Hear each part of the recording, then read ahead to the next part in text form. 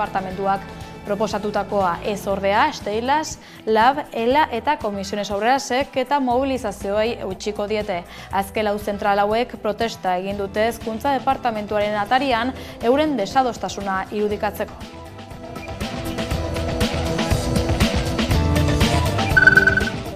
Nazioartean gaur goizaldean sartu da indarrean Israelen eta Hezbolaren arteko suetena eta dagoeneko beren etxera itzultzen hasi dira Libano hegoaldeko milaka herritar.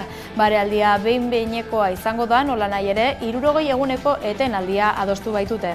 Are nazioarteko hedabideek eta negoziazioetan parte hartu duten bitartekariek nabarmendu dute menia hauskorra izango dela, Israelek esana baitu suetena adostuta ere eskubidea daukala ezein mehatxuri aurre egiteko. Erdibideko baretasun egoera horren erakusle da injustu Israelgo armadak esan duela oraingoz gaur goizean beren posizioetan jarraituko duela eta ez daitezela horietara hurbildu.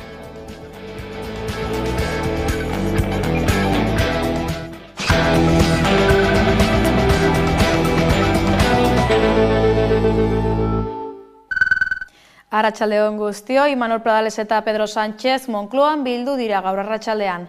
Eusko Jaurlaritzako lehendakariak eta Espainiako presidenteak bostetan ezarri dute aldebiko lankidetza batzordearen bilera hau gozatzeko hitzordua. Hasiera batean azaroaren 6-rako zegoen aurreikusita, baina atzeratu egin zen Valentzian denboraleak sortutako hondamendia dela eta bileran besteak beste oraindik gauzatzeke dauden 29 eskumenen inguruan mintzatu dira. Lankidetza eta koordinaziorako organo horren helburu nagusia da Euskadi eta estatutuaren arteko intereseko gaien jarraipena egitea. Horrela, alde batetik, Gernikako estatutua betetzeko falta diren 29 eskumenen eskualdatzea jorratzeaz gain, Euskadiko agenda propioko gai garrantzitsuak ere landuko dira biharko batzorde horretan. Esate baterako, migrazioaren kudeaketa, Europako makroeskualde Atlantikoaren sorrera bultzatzea edo Kontseilu Europarrak Euskara Europar Batasuneko hizkuntza ofizial izendatzeko prozesua bultzatzea. Lanean ari gara beraz, bihar akordio garrantzitsuak itxi ahal izateko. Euskal Autonomia Erkidegoko datorren urteko aurrekontuei begira, Alderdi Popularrak Ogasun Sailarekin negoziazioa bertan behera utzi duela jakinarazi zuen atzo. Eusko Jaurlaritzak beraz, EH Bildurekin jarraituko du soilik hizketan hemendik aurrera. Datorren urteko Eusko Jaurlaritzaren aurrekontuen negoziazioekin ez jarraitzea erabaki du Alderdi Popularrak. Gainera, aurrekontu proiektuari buruzko osoko zuzenketa aurkeztuko dutela adierazi dute. Javier de Andrés Euskadiko Alderdi Popularraren presidentearen arabera, gobernu taldeak mahai gainean jarritako proposamenak ez ditu PPren eskariak asebetetzen, eta EAJ eta PSeren gobernuak EH Bildurekin akordioa lortzea nahiago duela adierazi du. Alderdi Popularrak Jaurlaritzak dagoeneko baztertu duen 4,7ko aurrekontu igoera eskatzen zuen segurtasun eta osasun sailerako. Gainera, Popularren arabera, etxebizitza kaltetuko duten erabakiekin ezinezkoa dute bat egitea. Honela, Jaurlaritzari leporatu diote bakarrik EH Bildurekin akordioa lortzeko borondatea dutela eta ondorioz 2025erako aurrekontu proiektuaren osoko zuzenketa aurkeztuko dutela. Eusko Jaurlaritzak deitoratu egin du PP negoziazioetatik aldendu izana. Adierazi dutenez, Jaurlaritzaren negoziatzeko borondatea erabatekoa da, helburua aurrekontuetarako akordio zabala bilatzea delako. Gauzak horrela eta PP eta Sumarrek negoziazioekin ez jarraitzaren erabakiaren ostean, EAJ eta PSek osatutako gobernuak 2025erako aurrekontuak onartzeko gehiengo osoa edukitzen jarraitzen dute. Naiz eta horrela izan, Jaurlaritzak azpimarratu du EH Bilduk negoziazio mailan jarraitzen duela, eta hauekin akordioak lortzeko aukerak daudela. Aroztegiko auziperatuei elkartasuna adieraztearen bidean manifestaziorako deia egin zuten atzo hainbat herritarrek. Ekimena datorren otsailaren batean burutuko da. Guztira 20 urteko kartzela zigorra eta 56.000 euroko isunak ezarri nahi dizkiete 7 pertsonei 2021ko apirilean Lekarozen Aroztegiko obrak geldiarazteko asmoz egineko protesta batzuen arira. Epaiketa otsailaren hasieran abian jartzea dago aurreikusita.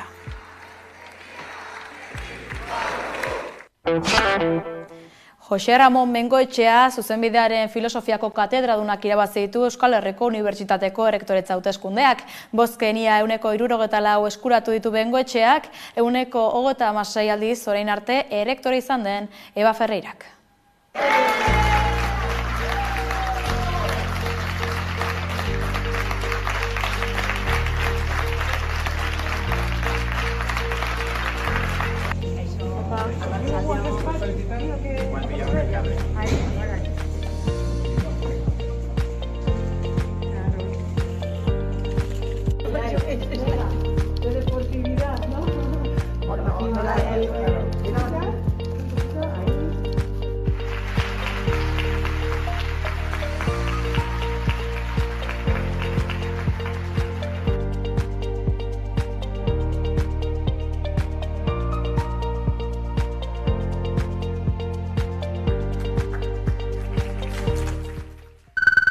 Nafarroan, hezkuntza publikoko langileen aldarrikapenen inguruko borrokan aldaketak izango dira hemendik aurrera, sindikatu guztiek ez baitute jarrera bera izan hezkuntza departamentuaren azken proposamenaren aurrean. Adi. Nafarroko hezkuntza publikoko gehiengo sindikalak, LAB, ELA, STEILAS eta Komisiones Obrerasek, ez dute hezkuntza departamentuak eskainitako akordio berria onartu eta mobilizazioekin jarraituko dute. Lau sindikatuek agerraldi bateratu bat egin dute, Jimenoren eskaintza lotsagarria dela esanez eta datorren mobilizazioak iragartzeko. Gaur sinatuko den dokumentuak ez ditu irakasleon aldarrikapenak inolaz ere asebetetzen. Ratioen jaitsiera ez da hezkuntza etapa guztietara hedatuko eta urrun geratzen da sindikatuok planteatutako proposamenetik. Gainera, neurri asko asmo hutsa besterik ez dira, epeak eta finantziazioa zehaztu gabe geratzen delako. Era berean, erosahalmenaren inguruan inolako aipamenik ez du aintzat hartzen dokumentuak. Halaber, oso larria iruditzen zaigu Jimenok eta Hezkuntza Departamentuak egindako mehatxua eta ultimatuma. Ez dugu onartuko hurrengo ikasturtean indarrean jarriko diren neurriak balizko itun batean sinatzearekin lotzea. Edukiaztarago, baita hezkuntza kontseilariaren formak ere txarretsi dituzte sindikatuek. Modu berean, oso larria iruditzen zaie Jimenok eta Hezkuntza Departamentuak egindako mehatxua eta ultimatuma. Negoziazio prozesua korrika eta presaka egin duela leporatu diote Jimenori. Horregatik, protestei eutsiko diote lau sindikatuek. Abenduaren 19an, parlamentuan onetsiko diren aurrekontuaren egun berdinean, arratsaldeko 6etan kontzentrazioa deitu dugu, eta era berean urtarrilaren 30ean irakaskuntza publikoko irakaslegoa greba egunera deitzen dugu. Txantaiarik eta ultimatumik ez dugulako onartuko eta benetako negoziazio prozesua nahi dugulako. Beraz, goizeko bileran sartu bezain pronto atera egin dira lau sindikatuak. Departamentuan beran eserialdia egin dute. Beste aldetik, hezkuntza publikoan ordezkaritza txikiagoa duten AFAPNA, ANPE eta UGT sindikatuek hezkuntza departamentuak eskainitako akordioa sinatu dute. Adierazi dutenez, bizi duten egoera sakona aztertu ondoren, erabakia irakaslei dakarzkien hobekuntzak ez galtzeko eta 2025erako aurrekontu blindatu baten aurrean sinatu dute. Hizkuntza larrialdiari aurre egiteko manifestazioa antolatu du Durangon abenduaren 7an Euskal Herrian euskaraz herri mugimenduak. Egingo dituzten aldarrien inguruan hitz egiteko gurekin ditugu Intza Gurrutxaga eta Sugoi Etxarri koordinatzaileak. Ongi etorri bikote. Eskerrik asko. Eskerrik asko zuei ere gurean izatearren, duela 45 urte Durangoko azokan jende aurrean aurkeztu zen elkarte euskaltzalea dan zuena. Beraz, ez da kasualitatea oraingoan mobilizazio nazionala azokarekin bat ere egitea, ez da? Bai, egia da, ez dela aurrenengo aldia Durangoko azokan Euskal Herrian euskarazek manifestazioa egiten dula. Oain dela 3 urte gintzan azkenekoz baitare azokan testu inguru hori baliatuz manifestazioa. Eta beraz, 3 urten ondoren, aurten berreskuratu dugu hitzordu hori. Bai, eta gero sorreran, Euskal Herrian euskaraz duela 45 urte sortu zen, baina sorreran bere buruari jarri zen helburu bat, Euskal Herria euskalduna lortzea. Pauso asko eman dira, norabide hortan, baina, oraindik asko dugu egiteko. eta gero sakonduko dugu pixkat larrialdi linguistikoan ideian baina ikusten dugu beharrezkoa dela beste bultzada berri bat ematea euskeran aldeko borrokari eta mugimenduari eta kontestu hortan baita. Bai, esan bezala gainera, 55 urte daramatzazu Euskal Herriera bat euskalduntzera bidean lanean, euskararik gabe, Euskal Herririk ez lelopean ekin zion bideari mugimenduak, gaur egun herri mugimenduaren helburu nagusiek bere horretan diraute? Bai, guztiz, esan dugun bezala, oraindik pila dago egiteko, orain dela gutxi Iñaki Urrebasok indu pixkatez, Goitiberako analizia, euskararen egoeraren ingurukoa, eta ondorioa garbia da. Euskara ez dago egoera osasuntsu batean, euskara oraindik diglosia egoera larrian dago, eta horrek esan nahi du euskaraz bizitzeko aukera hori erreala izateko pila falta zaigula eta asko borrokatu behar dugula oraindik horta iristeko. Euskal Herriko hizkuntzen arteko harremana gatazkatsua izan da historikoki eta bada gaur egun ere elebitasunean bizi gara Euskal Herrian, nola ulertzen duzue elebitasun hau? Bueno, zugoik aipatu diglosia egoera batean gaudela, hemen Ipar Euskal Herrian hizkuntza frantsesa da gailentzean hegemonia dakanak edo inposatzean hizkuntza eta Euskal Herrian espainola. Eta, euskara orduan dago, diglosia egoera batean gaude, non bi estatu daude, hizkuntza hegemoniko batzukin, eta horiek zapaltzen gaituztena. Eta beraz hori da, elebitasun orekatua askotan aipatzen da, baina elebitasun orekatua berez ez da ideia faltsu bada. Elebitasun orekatuan gizarte batek ezin du bi hizkuntza bat beti gailenduko zaio beste bati, eta hori gaur egun ikuste dugu hemen Euskal Herrian, eta beraz, pixkat hori da. Bai, eta gero baitare, aipatu beharra ez, momentu honetan ez dagoela Euskaldun elebakarrik, eta hizkuntza batek bere biziraupenerako lurralde bat non guztiz euskaraz funtzionatzen duen beharra du, eta hori ikusi da historian zehar eta munduko txoko desberdinetan. Eta beraz, ez gaudela egoera orekatu batean eta oso urrun gaudela hortatik ez.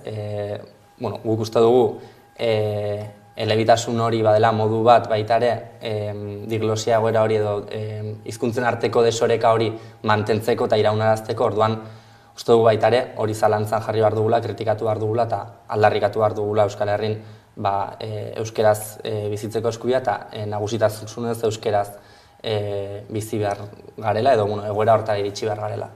Beraz, ezin dugu diglosia hori ulertu lurraldetasunaren egoera ere ulertu gabe. Euskal Herrian euskarazentzat hizkuntzen arteko harreman gatazkatsua bizi gara, gazte izan da ere borroka egin behar dugula uste duzue?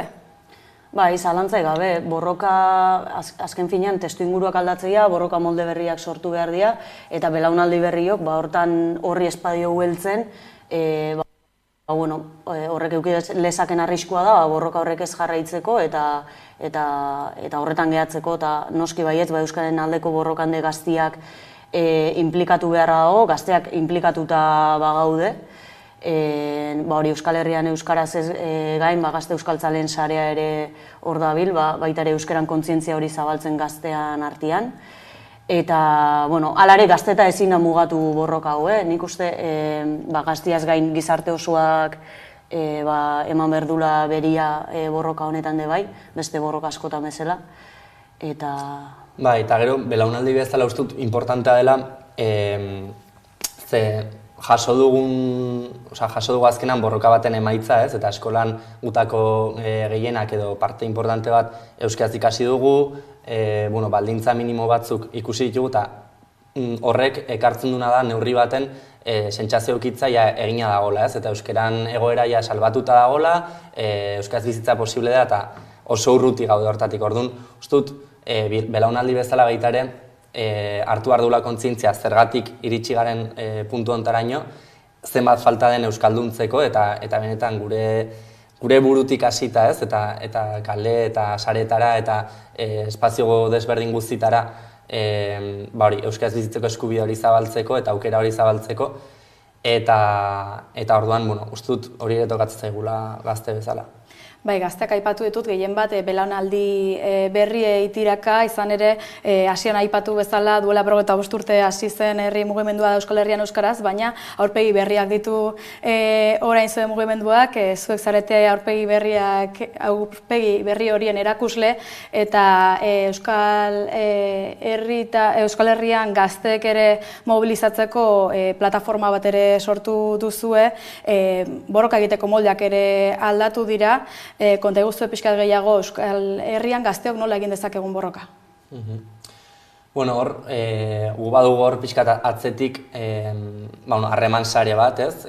Unibertsitateetako euskal taldeekin harreman estuan gaude, Gazte Euskaltzaren sareekin, ni Gazte Euskaltzaren sareko parte naiz ere. Orduan, hor harreman horietatik nik uste dut ari garela diskurtsoak eta plantamenduak eguneratzen, ari garela borroka molde berriak pentsatzen eta martxan jartzen, horren adibidea da adibidez gaztealdia, ez, dinamika, eta orain beste kanpaina bat abiatu da baita ere euskaraz biziko garen belaunaldia gara, eta pixkat, ari gara astintzen, behitik gora, ez, azkenan berria gara, Euskaren aldeko mugimendua oso adinez oso heldua zen, orain dela gutxi arte, eta orain ari gara sartzen, eta horre erronka badugu, guzti honi buelta bat emateko eta Euskaren borroka gaztetzeko baita. Eta hori pixkat euskalgintzan ikusten oro har badagoela belaunaldi aldaketa bat, badaudela aldaketa batzuk eman diala eta horrek ate batzuk edo aukera berri batzuk irekitze ditula, batez ere gaur egungo testuinguruta egokitzeko baita ere euskaran aldeko borroka hau. Gaur egungo testuingurua aipatuta, konta eguzue nola ikusten duzu euskararen egoera? Egia da, sentsazio eduki dugula ez urtetan zehar aurrera aginduaz dela, euskaran egoera hoberantzi joala, eta egia da, bilakaera positiboa izan du dela ez, borroka asko hori esker, eta borroka asko eta egitura asko sortzen herri mugimendutik eta euskalgintzatik, lortu da egoera bilakaera positibo bat, baina egia da azkeneko urte luzetan, 10-15 urtetan, estankamendu bat edo ikusten dela. Orduan, gaude estankamendu baten, eta gaina estankamendu horren barruan, azkeneko urtetan ikusi dugu oldarraldi bat edo erasoaldi bat bizitzen hasi garela, ez?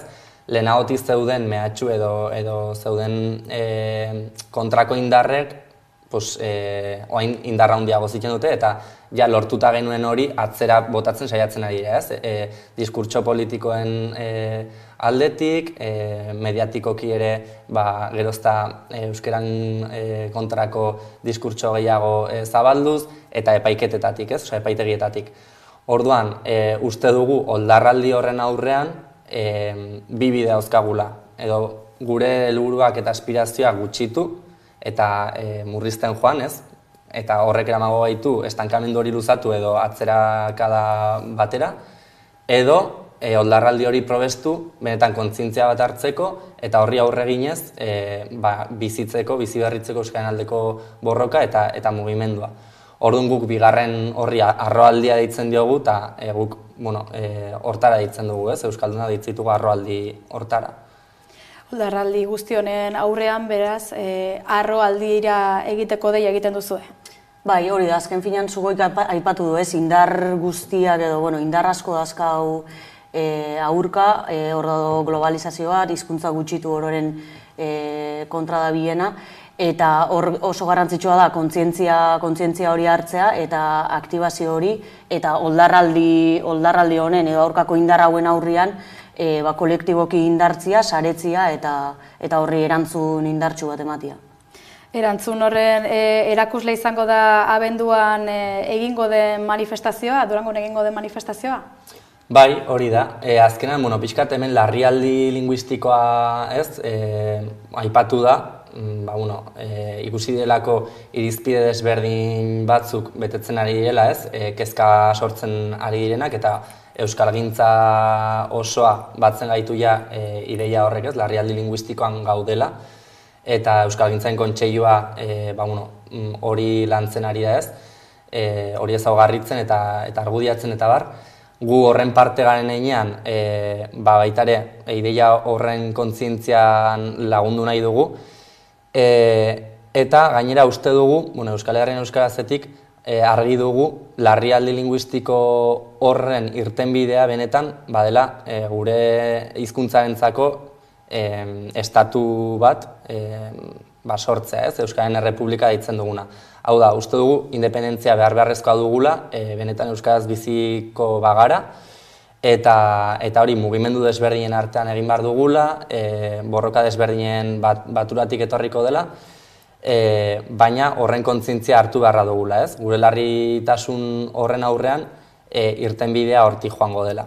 Eta bai, bada modu bat Durangoko mani nazional hori oldarraldi horri erantzun bat emateko, baino baita ere independentzian aldarrikapen hori kalera ateratzeko, indartzeko eta horren kontzientzia hartzeko. Bai, hori, azken finean larrialdi linguistiko honen aurrian hori, zugoik aipatu du ez, euskalgintzak oroar diagnostiko horretan edo egoera horretan bat ite deula, eta pixkat hori gainditzeko, eta kontseilua ere badabil horretan, hori gainditzeko proposamen bat iteko, eta guk zentzu hortan argi dakau eraikitzen hasi berdela Euskararen Errepublika hori, independentziarako bide hori iten hasi berdeula, eta horretan indarra jarri. Euskalgintza kontseilua aipatu duzuela, urte hontan irakurri ditugu hainbat albiste, ez? Nola euskararen kontrako oldarraldi judiziala kaleetan eta izaten ari den, saretu egin zarete, hitz egin duzu beste hainbat erakunderekin, eta diagnostiko berera heldu zarete? Diagnostiko berera baino, badugula adostasunezko oinarri bat, diagnostiko partekatu bat batuz aldaturen bidetik eta ari da egiten momentuz, baina larrialdi linguistikoaren egoera hortan gaudenaren adostasun bat badugu, ez? Egoera larria dela eta gure hizkuntza alarmak piztu behar ditugula, ez? Gure hizkuntzan bizi berritze prozesuan inguruan, hortan badugu adostasuna. Eta gero nik gehituko nuke beste kontu bat, ez, oldarraldian ingurun, oldarraldia ez dela fenomeno isolatu bat, ez, ulertu behar duguna euskararen ardatzean bakarri, baizik eta dela mundu mailan ematen arien olatu erreakzionarioaren, gorakada erreakzionarioaren variante edo adar bat gehiago, ez. Ikusten ari gara nola lortu diren eskubide desberdinen konkista horietan atzerakada plantatzen ari diren sektore desberdinak, eta ustut seinalatu eta salatzea tokatzen zaigula momentu honetan oldarraldiaren eragile diren, euskararen kontrako oldarraldiaren eragile diren horiek ari direla baitare olatu erreakzionario hori indartzen, ez? Eta kasu honetan baditugu bere burua ezkertzat duten alderdiak eta sindikatuak. Orduan, ustut hori ere seinalatzea dagokigula. Badira, normaltasunera eramaten ari diren hainbat ideia agian, ez? Ezkerrera ere iristen ari diren ideia agian eskuinekoak direnak. Eta oldarraldi hori ukatzea azken finean, oldarraldi hori hor dago, atzera pauso batzuk orain arte lortu dian eskubide batzutan edo lortu dian neurri batzutan atzera pauso batzuk eragiten dabiltza, eta oldarraldi hori ukatzea da errealitateai bizkarrematia eta ez litzake izango realista. Agustia kontuan izan da, beraz, bi erronka nagusi dituzue, Euskal Herrian euskaraz bera mugimendua bera indartzea eta bestetik oldarraldi guztionei aurre egitea. Nik uste dut momentu honetan beharrezkoa dela kaleak hartzea, euskaran aldeko borroka kalean ere egin behar da, momentu honetan tokatzen da erantzun sozial potente bat ematea, eta bide hortan baita ere kontzientzia hartzea, gure hizkuntza ez dagoela egoera honean, egoera kezkagarrian gaudela, eta frogatzea benetan kalean eta bueno, espazio guztietan, baina kalean ere bai, horren aurren badagola herri bat, badagola indar bat guzti horri erantzuteko eta benetan euskeraz bizitzeko autuoi eta Euskal Herri Euskalduna eraikitzeko autuoi aurrera emango duena, ez? Eta mugimendu hori irudikatuko dugu abenduaren 7an Durangon, eta baitaren modu bat erantzuteko gure hizkuntza eta gure herria erasotzen nahi dien hoiei, ez? Bai, eta pixkat gatazka egoera hau, edo zapalkuntza egoera hau ikusarazteko, ez, kalea atea, eta benetan Euskaldunok euskaraz bizitzeko dakagun ezintasuna eta jartze zaizkigun zailtasun horiedanak salatzeko eta ikusarazteko. Indar erakustaldi bat izango da, aldarrikapen eguna ere beraz abenduaren 7a Durangoko azokan egingo duzuen manifestazioa, bada herritarrei esan nahiko zenieken mezurik?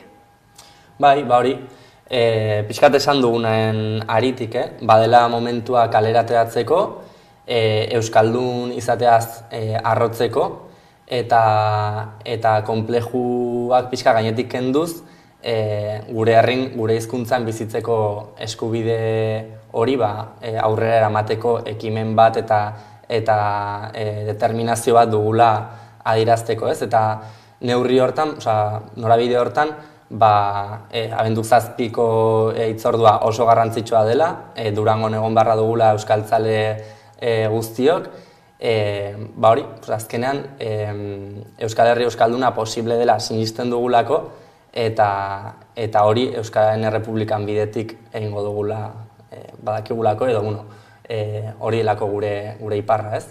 Bai, eta askotan egunerokoan oso individualetik bizi dugu borroka hori, ez? Eguneroko oztopua gainditzen, eta horrelako hitzordu batean ikusteko baita ere ez gaudela bakarrik, asko gehala, eta hori, desio deun edo aldarrikatza deun hori posible dela.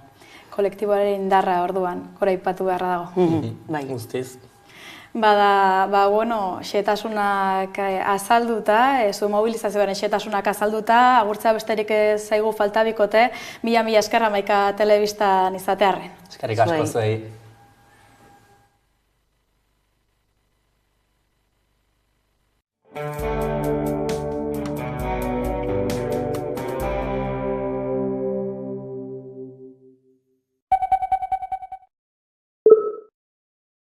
Zendun talentua, geroa nahi bat hobea, irten zan kontua, ondino bertzolari hori meritua, nahi baduzu emango deutzut kreditua, nahi baduzu emango deutzut kreditua.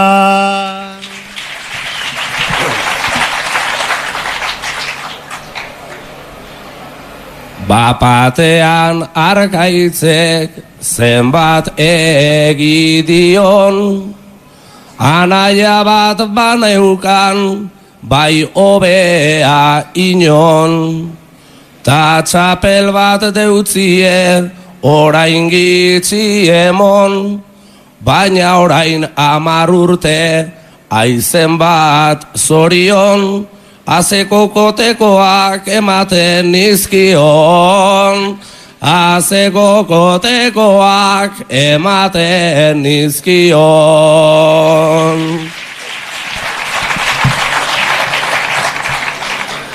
Orduan ginen gazte, lerdota mukizu, ta zu aztokilo bat, nik aizen bat izu.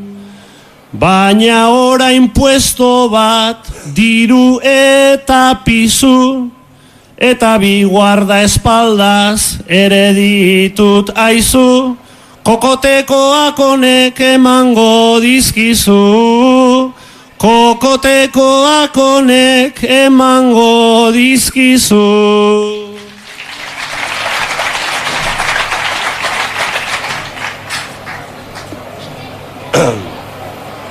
beraz jarraitzen duzu betiko peskizan, aztegunez lanean domekaz elizan, txikitan elkarrekin txiripaz genbiltzan, ia 10 urte barru gaur gu gauden gizan, topatzen garen eta txarragoa ez den izan. Topatzen garen eta txarrago ez den izan.